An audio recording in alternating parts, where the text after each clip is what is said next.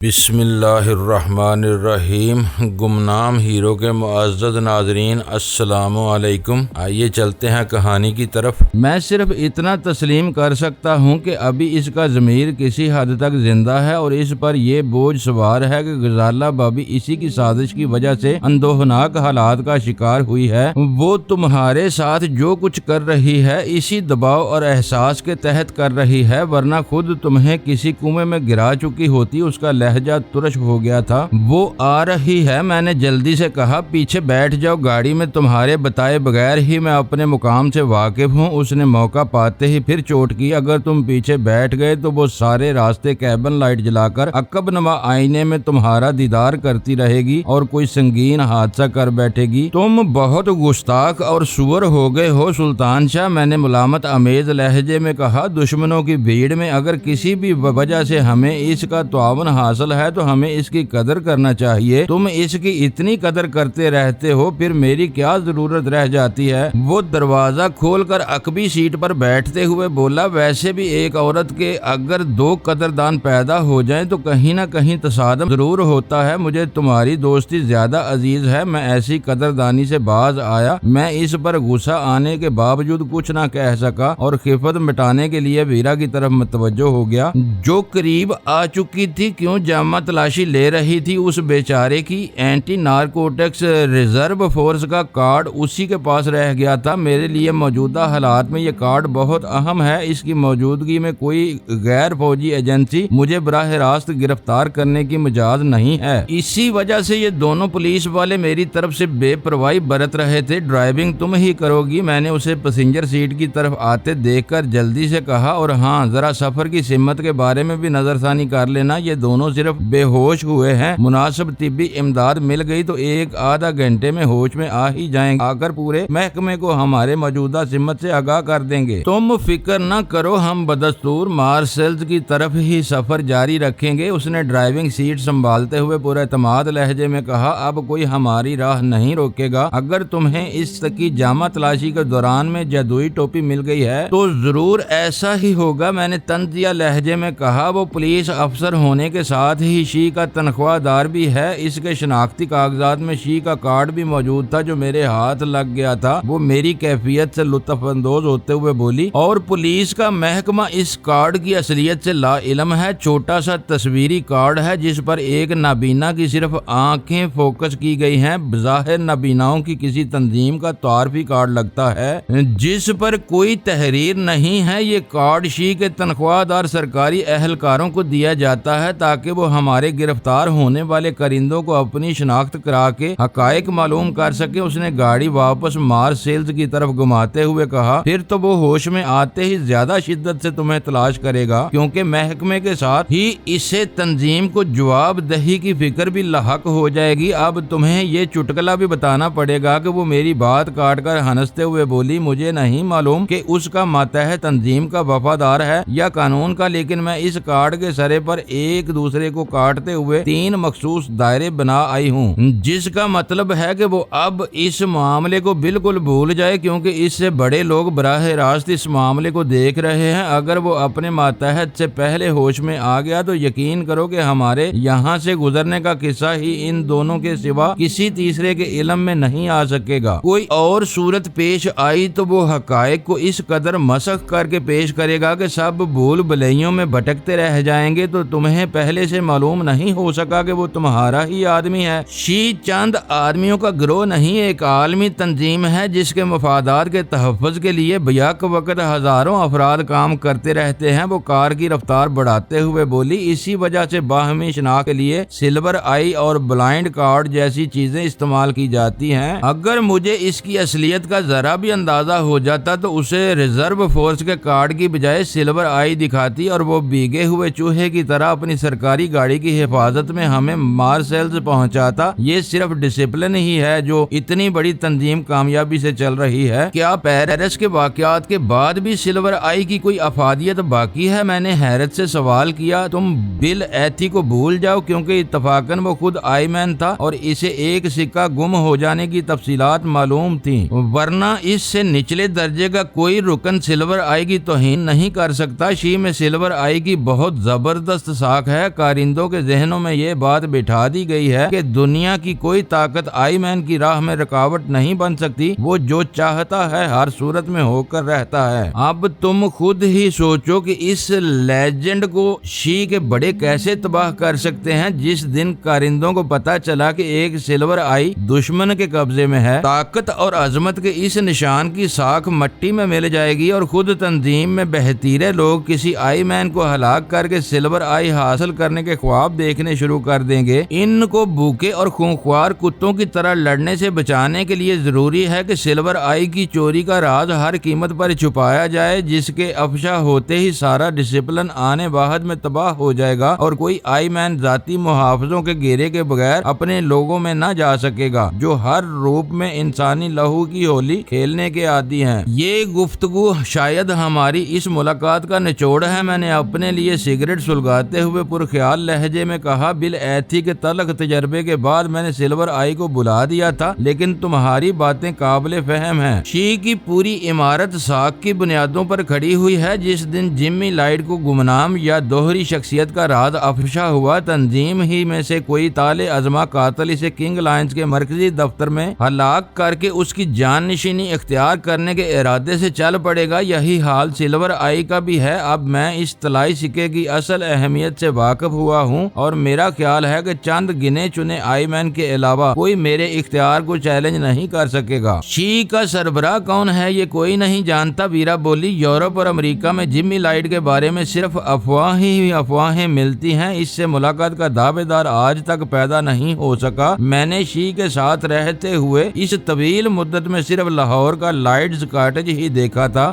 جو جمی لائٹ سے موسوم تھا، اور نہ تنظیم کا کوئی ٹھکانہ یا جائیداد اس کے نام پر نہیں ہے۔ ہم سب کے لیے وہ بس ایک مفروضہ نام ہے۔ یہ تو ناممکن ہے کہ وہ کبھی اپنے لوگوں کے سامنے نہ آیا ہو، میں بے یقینی کے ساتھ کہا۔ وہ اہم اجلاسوں کی صدارت بھی کرتا ہے، مگر سر سے پیر تک سیاہ نقاب میں ملبوس ہوتا ہے۔ جہاں اس کی آمد متوقع ہوتی ہے وہاں روشنیاں دھیمی رکھی جاتی ہیں۔ وہ عین وقت پر آتا ہے اور اپنا کام نپٹا کر سب سے پہلے واپس چلا جاتا ہے۔ اسی وجہ سے ہر درجے کے کارکنوں پر اس کی دہشت بیٹھی ہوئی ہے۔ لیکن یہ کیسے پتہ چلتا ہے کہ سیاہ لباس اور نقاب میں شی کا اصل سربراہ موجود ہوتا ہے؟ ساکھ اور ڈسپلن۔ وہ ایک لفظ پر زور دے کر بولی۔ شی کا ہر عہدے دار اپنے ماتحتوں میں نام اور صورت سے زیادہ اپنے کوڈ سے پہچانا جاتا ہے، اور جمی لائٹ مسلسل اپنا کوڈ استعمال کرتا چلا آ رہا ہے۔ وہ توجہ کے ساتھ ڈرائیونگ کرتے ہوئے بولی، دراصل تنظیم کا سربراہ ایک اعتبار سے سپر آئی مین ہے، کیونکہ وہ بیک وقت 3 سلور آئیز رکھتا ہے۔ آج اگر تم ایک خارش زدہ کتے کے گلے میں 3 نقرئی سکوں کا ہار ڈال کر اسے سڑک پر ہانک دو تو تنظیم کے ارکان سینوں پر ہاتھ باندھ کر تعظیماً اس کے پیچھے ہولیں گے۔ اس کا مطلب تو یہ ہوا کہ اگر میں مزید 2 نقرئی سکے حاصل کر لوں تو بے خوف ہو کر جمی لائٹ کے مقابل آ سکتا ہوں۔ بہت سے لوگ مجھے اپنا سربراہ تسلیم کر لیں گے، صرف نچلے درجے کے آدمی متاثر ہو سکیں گے۔ ان کے لیے تو اکلوتی سلور آئی بھی کافی ہے، لیکن شی کے بڑوں کو ایک سکے کی چوری کا علم ہے۔ مزید 2 سکے حاصل کر کے بھی تم انہیں اپنا ہم نوا نہ بنا سکو گے۔ بڑوں کا ٹولہ شی کے ہر اچھے برے راز سے واقف ہوتا ہے، اس کا اندازہ تمہیں بالایتھی سے تصادم میں ہو گیا ہوگا۔ تم دونوں مفروضات پر اپنا سر کھپا رہے ہو۔ سلطان شاہ عقبی نشست سے برائی ہوئی آواز میں بولا، کیا اتنا کافی نہیں ہے کہ شی اور کنگ لائنز دونوں کا سربراہ جمی لائٹ ہے اور وہی ہمارا نشانہ ہے؟ وہ ہم سے واقف ہے، اسے ہم 3 سکوں سے بھی دھوکہ نہیں دے سکیں گے۔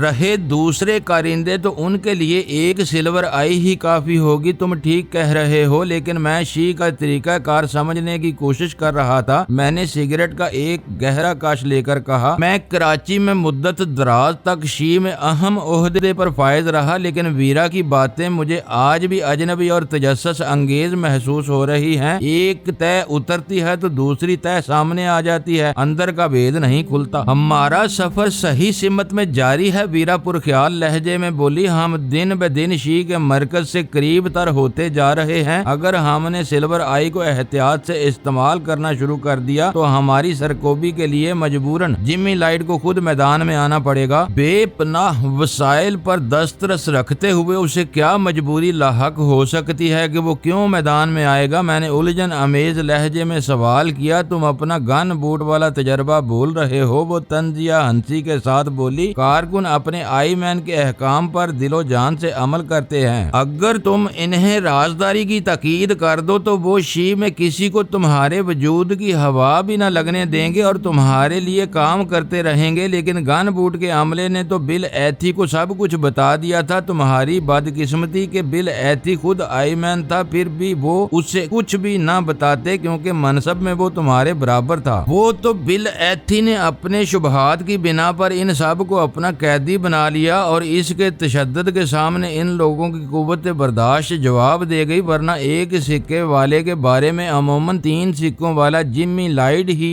باز پرس کا حق رکھتا ہے۔ اسی لیے میرا اندازہ ہے کہ اب اسے خود میدان میں آنا پڑے گا۔ کاش تمہارے قیاسات درست ہوں، میں نے ایک گہرا سانس لیتے ہوئے کہا۔ یہ معاملہ میری توقع سے زیادہ طول پکڑ گیا ہے، اسے اب کہیں نہ کہیں ختم ہونا ہی چاہیے۔ کیا یہ ممکن نہیں کہ جمی لائیڈ خود میدان میں آنے کی بجائے اپنے اعتماد کے کسی آدمی کو 3 سکے سونپ کر میدان میں اتار دے؟ اس مرحلے پر سلطان شاہ بھی ذہنی طور پر ہماری گفتگو کی طرف متوجہ تھا جو اردو میں ہی ہو رہی تھی۔ ویرا بے ساختہ ہنس پڑی، بہت بولے بادشاہ ہو، کرسی بہت ظالم چیز ہوتی ہے، اسے بھلا کون کسی کو سونپتا ہے؟ زیر زمین دنیا میں اقتدار کا معاملہ آمرانہ حکومتوں سے زیادہ حساس اور خطرناک ہوتا ہے۔ جس سے بھی ایک بار 3 نقرئی سکے مل گئے وہ دوبارہ جمی لائیڈ کا تابع نہیں ہو سکے گا۔ اقتدار میں تو سگے خون تک پر بھروسہ نہیں کیا جا سکتا۔ یہ گاڑی جب تک چل رہی ہے اسی طرح چلتی رہے گی۔ جس دن کسی اور نے جمی لائیڈ کے اختیارات پر عارضی تصرف اختیار کر لیا، اسی دن شی میں سازش اور بغاوت کی داغ بیل پڑ جائے گی۔ تم مارسیلز میں شی کے طریقہ کار سے باخبر ہو؟ میں نے سوال کیا۔ فرانس میں لی ہاروے کی بندرگاہ کے بعد مارسیلز ہمارا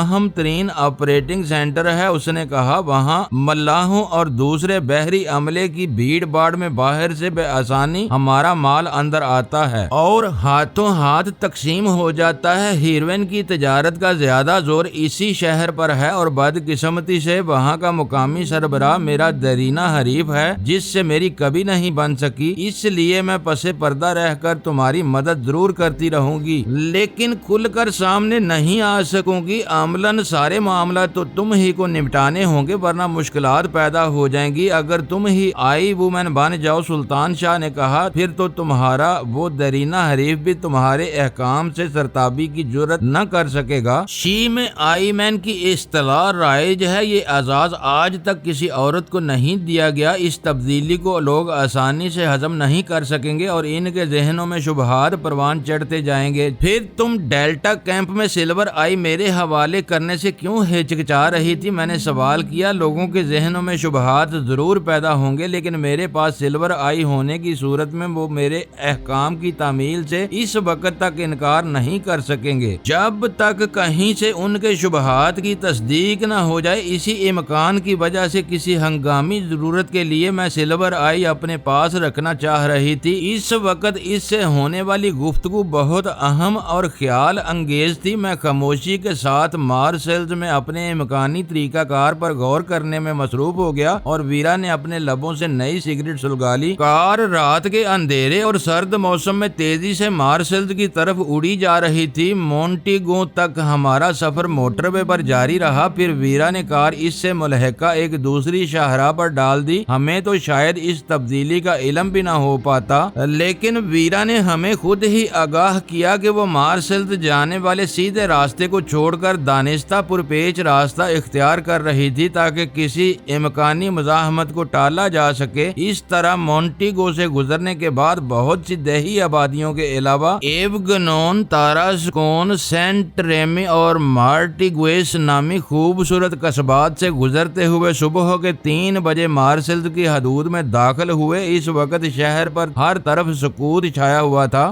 دن بھر کی بھاگ دوڑ اور مشقت کے بعد اس شہر کے باسی شہر کی سرد اور قہر آلود فضا سے بچ کر اپنی گرم خوابگاہوں میں نرم اور آرام دہ بستروں کی آغوش میں دبکے ہوئے تھے۔ ملاحوں اور سیاحوں کے لیے انسانی کٹھ پتلیوں کے ہیجان انگیز ناچ تماشے دکھانے والے شبینہ کلب میں اپنے گاہکوں کی جیبیں نچوڑ کر اگلی شام کے انتظار میں بند ہو چکے تھے۔ ویرا شاید مارسلز میں قیام کے بارے میں راستے میں ہی فیصلہ کر چکی تھی، کیونکہ شہر میں وہ کہیں ٹھٹکے یا بٹکے بغیر تیز رفتاری کے ساتھ شہر کی روشن مگر ویران سڑکوں پر گاڑی ڈرائیو کرتی رہی، اور آخر کار شہر کے ایک آسودہ حال علاقے میں اس نے اپنی کار ایک وسیع و عریض مکان کے بند آہنی فاٹک کے سامنے روک دی۔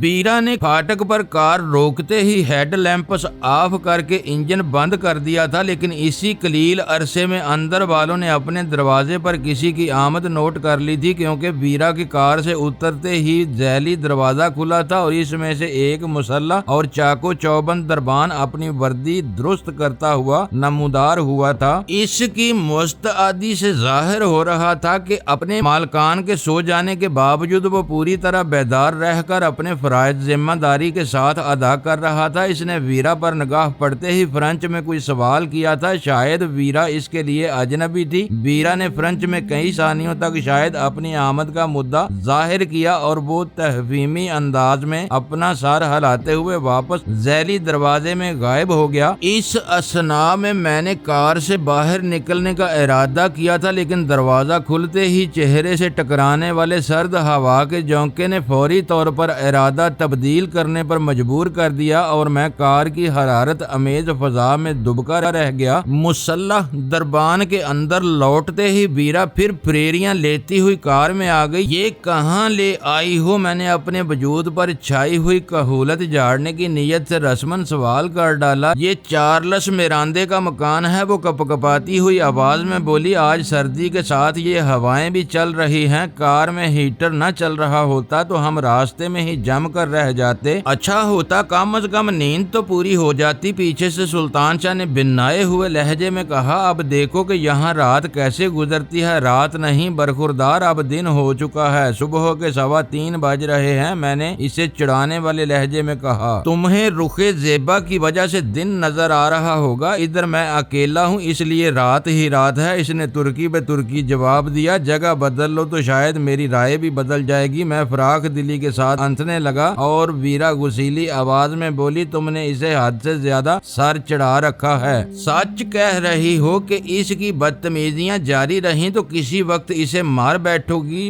مارنے کی اجازت ہے، لیکن بیٹھنے سے پہلے ہوشیار کر دینا تاکہ میں اپنی ہڈیاں پسلیاں بچا سکوں۔ راستے میں سستا لینے کی وجہ سے سلطان شاہ کا دماغ اس وقت حیرت ناک طور پر حاضر تھا۔ میں اتنی بھاری اور بے ہنگم ہوں؟ ویرا گراتے ہوئے اس کی طرف پلٹ پڑی اور پھر میں بکھلائے ہوئے انداز میں اسے سمجھانے میں مصروف ہو گیا، ورنہ اس وقت بات بڑھ سکتی تھی۔ اسی وقت ذیلی دروازہ پھر کھلا اور وہی محافظ اپنی طرف آتا ہوا نظر آیا۔ مجھے حیرت ہوئی کہ ہمارے لیے مین فاٹک نہیں کھولا گیا تھا، کوئی چکر معلوم ہوتا ہے، میں نے تشویش آمیز لہجے میں بڑبڑاتے ہوئے کہا۔ میراندے بد دماغ اور تند خو آدمی ہے، ذرا مشکل ہی سے قابو میں آئے گا۔ ویرا بولی۔ اس بار وہ گاڑی سے نہیں اتری تھی بلکہ شیشہ قدرے گرا کر محافظ کا انتظار کر رہی تھی، جو اپنے وزنی اوور کوٹ کے کھڑے ہوئے کالر میں اپنی گردن چھپانے کی ناکام کوشش کرتے ہوئے آگے آ رہا تھا۔ محافظ نے قریب آ کر سپاٹ لہجے میں ویرا کو کوئی پیغام دیا اور پھر ان دونوں کے درمیان ایک مذاکرے کا آغاز ہو گیا۔ محافظ کے یکساں اور پرسکون لہجے سے ظاہر ہو رہا تھا کہ وہ کسی کے ایک موقع پر ڈٹا ہوا تھا، جو یقینی طور پر اندر سے ملنے والی ہدایت کے مطابق رہا ہوگا، جبکہ ویرا شاید متبادل راستے تجویز کر رہی تھی۔ کئی منٹ کی بحث و تہمیز کے بعد ویرا میری طرف متوجہ ہو گئی۔ میراندے مارسلز کے کاروبار میں مقامی سربراہ کا نائب ہے، وہ اردو میں بولی۔ میں نے اپنا نام بدل کر اسے پیغام بھجوایا تھا کہ میں بیرون شہر سے اس سے ملنے آئی ہوں، لیکن اس نے اس وقت کسی بھی مہمان سے ملنے سے انکار کر دیا ہے۔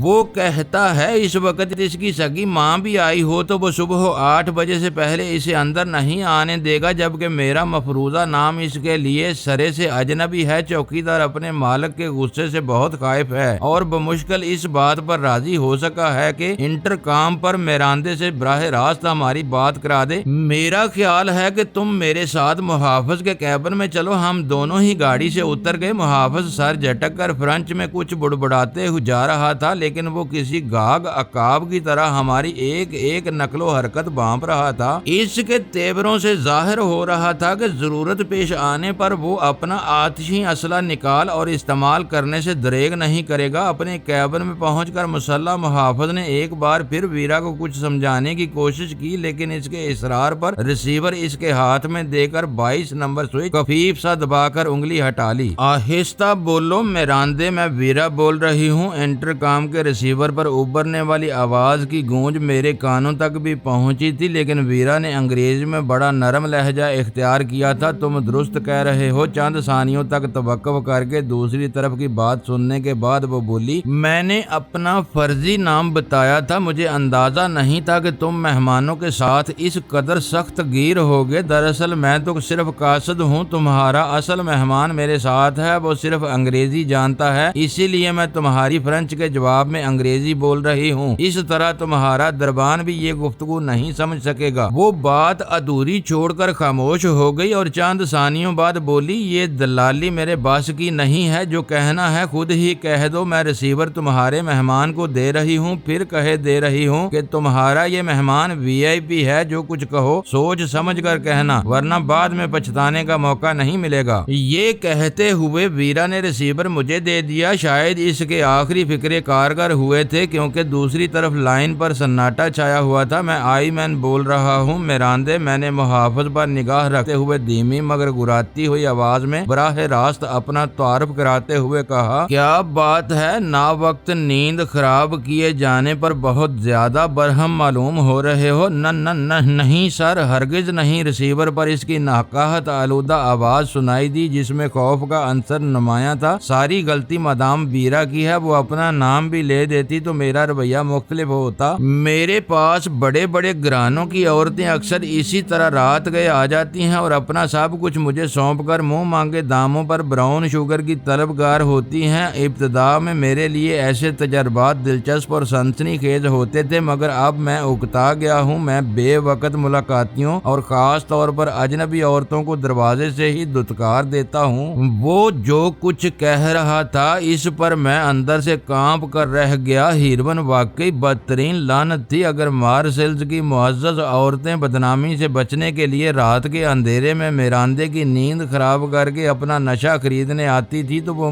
شاید اتنا شرمناک نہیں تھا جتنا ان کا محض خوشامد کے لیے خود سپردگی کا جذبہ۔ اب تک جو کچھ خون ریزی ہوتی رہی تھی وہ زیادہ تر دفاعی تھی اور بڑی حد تک ناگزیر بھی، لیکن اس بار ویرا نے مجھے ایک ایسے گھنونے مجرم کے دروازے پر لا کھڑا کیا تھا جو زندہ رہ کر زندگیوں کے لیے روگ پھیلا رہا تھا، لیکن اس کے عذاب یافتہ اسے اپنا محسن سمجھ کر اپنا سب کچھ اسے سونپ دینے پر تلے ہوئے رہتے تھے۔ پھر ہمارے لیے کیا حکم ہے موسیو میراندے؟ لہجہ بھر کے معنی خیز سکوت کے بعد میں نے اپنے وجود میں ابھرنے والی قہر اور انتقام کی لہر کو دباتے ہوئے طنزیہ لہجے میں دریافت کیا، اجازت ہو تو انٹرکام بند کر کے میں پیشوائی کے لیے خود گیٹ پر حاضر ہوتا ہوں۔ دوسری طرف سے گگیائے ہوئے خوشامدانہ لہجے میں کہا گیا، مجھے افسوس ہے کہ مادام ویرا کی غلطی کی وجہ سے تم کو اتنی دیر انتظار کی زحمت اٹھانا پڑی، مگر میرا ایک عاجزانہ التجا ہے، اس کی خاموشی اجازت طلب تھی۔ کہو میں سن رہا ہوں۔ میں نے کہا، میں حاضر ہو رہا ہوں اور تمہاری میزبانی کا اعزاز قبول کرتے ہوئے اپنی آنکھوں سے اس مقدس طلائی سکے کی زیارت کرنا چاہوں گا جو ہم میں طاقت اور جبروت کی علامت ہے۔ اس کا لہجہ عاجزانہ اور الفاظ شاعرانہ تھے، لیکن مفہوم بہت واضح اور دو ٹوک تھا کہ سلور آئی دیکھے بغیر مجھے آئی مین تسلیم کرنے پر آمادہ نہیں تھا، اور اس کا وہ مطالبہ شی کے مروجہ ضابطوں کے عین مطابق تھا۔ تمہارا انداز پسند آیا میراندے؟ میں نے جواب دیا، تمہارا مطالبہ پورا کیا جائے گا۔ ارے میری کہاں یہ مجال کہ تم سے کوئی مطالبہ کر سکوں، میں تو تمہارے قدموں کی خاک بھی نہیں ہوں، جسے تمہارے جوتوں کے تلے چھو لیں وہ سونا بن جاتی ہے۔ اس کی بکھلائی ہوئی آواز سنائی دی۔ بس اداکاری کی ضرورت نہیں۔ میں نے اسے وہیں ٹوک کر خاموش کر دیا۔ مجھے خوشی ہے کہ تم اپنی ذہن اور صلاحیتوں سے کام لینا جانتے ہو۔ آج سردی کے ساتھ تیز ہوائیں بھی چل رہی ہیں، جلد ہی گیٹ پر آؤ، ہم تمہارا انتظار کر رہے ہیں۔ یہ کہہ کر میں نے انٹرکام کا ریسیور کریڈل پر رکھ دیا۔ چند ثانیوں بعد ہی اس عمارت کے برآمدے اور سامنے والے بیرونی حصے میں بتیاں روشن ہونے لگیں۔ پھر برآمدے میں نصب بلند بالا چوبی دروازہ کھلا، جس میں سے ایک دراز قامت سفید فام شب خوابی کے لبادے پر گاؤن کی ڈوریاں کستا ہوا نمودار ہوا۔ اس کے پیچھے اس کی دو خادمائیں موجود تھیں جو بہت زیادہ خائف اور پریشان نظر آ رہی تھیں۔ کہیں شاید ان کی سمجھ میں نہیں آ سکا تھا کہ اس وقت کون سا ایسا مہمان آ گیا تھا جس کے استقبال کے لیے ان کا آقا خلاف معمول بستر چھوڑ کر خود فاٹک کی طرف دوڑا جا رہا تھا۔ اس کے قریب آنے پر میں نے دیکھا کہ وہ سفید فام انتہائی کریہ اور خوف آور شخصیت کا مالک تھا۔ کسی بلڈاگ کی طرح لٹکے بھاری جبڑوں کے ساتھ اس کی پیشانی پر متعدد شکنیں موجود تھیں جو اس کے موٹے موٹے ہونٹوں پر موجود جبری مسکراہٹ سے ذرا بھی میل نہیں کھا رہی تھیں۔ اپنے قد و قامت کے علاوہ جسم کے اعتبار سے وہ مار داڑ کا شائق اور اذیت پرست معلوم ہوتا تھا۔ مجموعی طور پر وہ پیرس والے بل ایتھی کا رشتہ دار معلوم ہو رہا تھا۔ کچھ فاصلے سے جب اس نے دربان کے کیبن میں ہم تینوں کو دیکھا تو لہجہ بھر کے لیے اس کے چہرے پر تحیر کے آثار نمودار ہوئے جو فوراً ہی غائب ہو گئے۔ میں نے محسوس کیا کہ اس وقت اگر میراندے کو سوال جواب یا کسی باز پرس کا ذرا بھی موقع دیا تو وہ میری مصنوعی شخصیت سے مناسب طور پر معروب نہیں ہو سکے گا، لہٰذا میں نے اپنی اندرونی جیب میں ہاتھ ڈال کر سلور آئی اپنی مٹھی میں نکال لی۔ میری توقع کے عین مطابق ہمارے قریب پہنچنے تک میراندے کے چہرے پر استفسار کی علامات اوپر آئی تھیں، لیکن اس سے قبل کہ وہ کیبن میں داخل ہو کر ہم سے کوئی سوال کرتا میں نے دروازے پر پہنچ کر روشنی میں اپنی مٹھی اس کے آگے کھول دی۔ اس سکے پر ابری ہوئی خوابناک آنکھ دیکھتے ہی وہ اسی مقام پر میرے سامنے رکوع کی حالت میں جھکتا چلا گیا۔ یوں محسوس ہوا تھا جیسے سلور آئی پر نظر پڑتے ہی اس کے وجود کی کوئی کل خود کار نظام کے تحت حرکت میں آ گئی ہو۔ یوں ہی رکوع کی حالت میں آگے بڑھ کر میراندے نے ادب اور احترام سے میرے گھٹنے چھو کر میری ذات سے اپنی وفاداری کا اظہار کیا۔ اگر معاملہ اپنے جیسے کسی عام انسان کا ہوتا تو میں ہرگز اس رویے کو پسند نہ کرتا، لیکن اس وقت میں انا پرستوں کے خود سرگول کے ایک وحشی کے روبرو موجود تھا جسے عملاً اپنا تابع بنانے کے لیے سب سے پہلے اس کی انا پر کاری ضرب لگانا ضروری تھا۔ لہٰذا میں نے ایک پرغرور انداز میں داہنے پیر کی جنبش سے اسے سیدھا ہونے کا اشارہ کیا اور وہ مشینی انداز میں اس طرح سیدھا کھڑا ہوا کہ مجھ سے نگاہیں چار نہیں کر رہا تھا بلکہ اس کا سر جھکا ہوا تھا۔ یہ میری عزت افزائی ہے کہ تم نے مجھے اپنی میزبانی کے قابل سمجھا ہے، وہ ممنون اور مشکور لہجے میں بولا۔ میں ایک بار پھر معذرت خواہ ہوں کہ تمہیں یہاں انتظار کی زحمت سے گزرنا پڑا۔ میں مادام بیرا سے تو بخوبی واقف ہوں، لیکن تمہارا یہ ساتھی میرے لیے اجنبی ہے۔ آخری فقرہ اس نے سلطان شاہ کی طرف اشارہ کرتے ہوئے ادا کیا تھا جو اس دوران میں کار سے اتر کر کیبن میں آ چکا تھا۔ اس سے میری ذات کا پرتو کہہ لو، میں نے گمبھیر سنجیدگی کے ساتھ کہا۔ اس جیسا وفادار اور جانثار دوست اس دور میں روئے زمین پر ملنا مشکل ہے۔ اس کا نام جوزف ہے۔ میراندے نے بڑے پرتپاک سے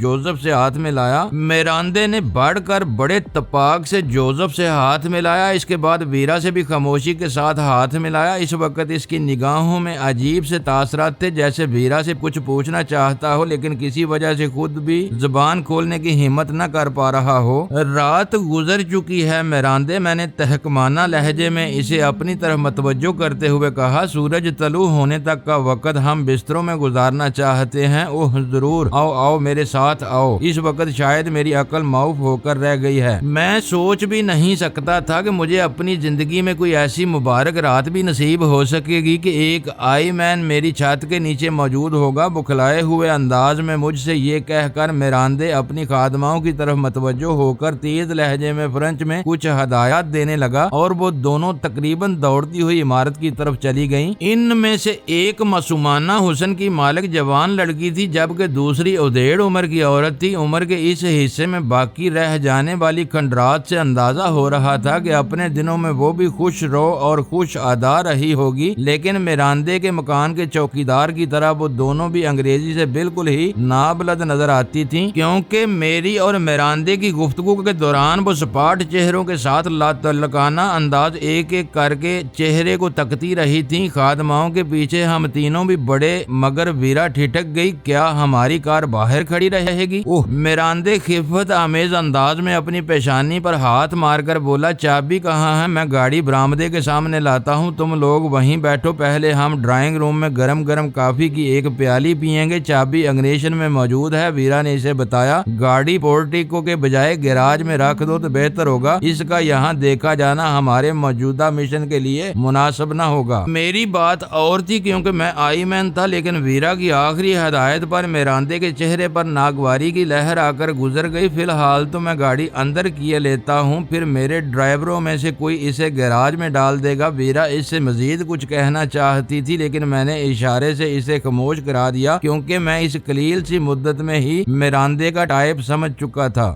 وہ ان لوگوں میں سے تھا جو اپنے بالادستوں کے جوتے بھی خوش بلکہ فخر کے ساتھ چاٹتے ہیں، لیکن برابر والوں اور زیر دستوں کو بری طرح دبا کر رکھنے کے عادی ہوتے ہیں۔ وہ پھاٹک کھلوا کر گاڑی اندر لانے کے لیے واپس ہو گیا اور ہم تینوں سر سبز لان سے گزرتے ہوئے برآمدے کی طرف ہو لیے۔ پہلے تو تم بالکل ہی پس منظر میں رہنا چاہ رہی تھی اور اب ہمارے ساتھ یہاں تک آ گئی ہو۔ چند قدم دور نکلنے کے بعد میں نے اردو میں ویرا سے سوال کیا، پس منظر تم سے ذرا دور ہو جاتا اس لیے ارادہ بدل لیا ہوگا؟ سلطان شاہ نے بے پرواہی سے لقمہ دیا۔ سنجیدگی میں نے اسے گھورتے ہوئے خوش کمناک لہجے میں کہا، یہ نہ بھولو کہ اس وقت ہم شیر کے دانے میں داخل ہو چکے ہیں۔ اگر ہم اپنی توانائیاں گرد و پیش پر مرکوز رکھنے کی بجائے آپس کی نوک جھونک میں برباد کرتے رہے تو کسی بھی لمحے بے خبری میں مار لیے جائیں گے۔ معزز ناظرین، لائک کریں، شیئر کریں اور کمنٹس باکس میں پاک آرمی زندہ باد، پاکستان پائندہ باد کا نعرہ ضرور درج کر کے اپنے ملک پر فخر کریں اور پاکستان کی بنیادیں مضبوط کرنے میں اپنا کردار ادا کریں۔ ویڈیو دیکھنے کا شکریہ۔ معزز ناظرین، اپنا خیال رکھیے گا اور ہمارے چینل کا بھی۔ ISI پاک آرمی زندہ باد، پاکستان پائندہ باد۔